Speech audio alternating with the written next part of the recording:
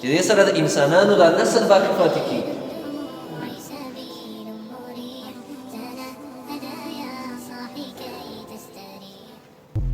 ځکه د انسانانو د بقا لپاره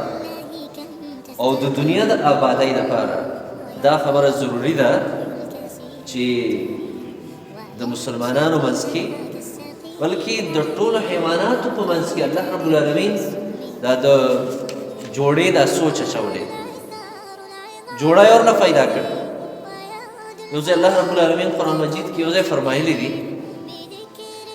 سبحان الذي سورة ياسين کې الله فرمایي سبحان الذي خلق الأزواج كلها مما تنبت الأرض ومن أنفسهم ومما لا يعلمون. الله فرمایي پاکوالی دی د هغه ذات دپاره تسبیح ده د هغه ذات دپاره چې هغه ذات ټولو څیزونو کې جوړې پیدا کوي. او الله فرمایي مما تنبت الارض د ځمکې دا شینکي او دا ونې او بوټي چې دي په دې کې الله پاک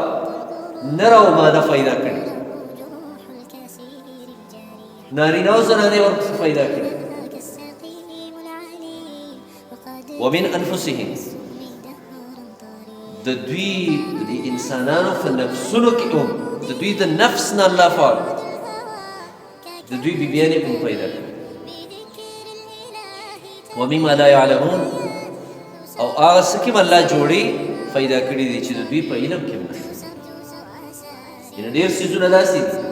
چې هغه موږ او تاسو به لیدلي ډېر څیزونه د الله په مخلوق کې داسې دي چې زموږ په علم کې هم نشته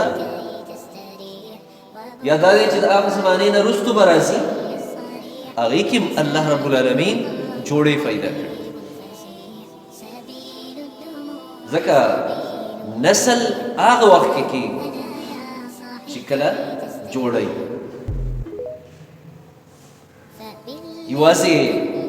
یوازې د مادې نه هم نسل نه جوړي یوازې د نارینه نه هم نسل نه جوړي چې دا دواړه یو ځای نسل به جوړي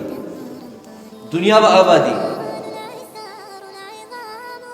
په ونو او بوټو کې هم حیواناتو کې هم او په انسانانو کې هم پیریانو کې هم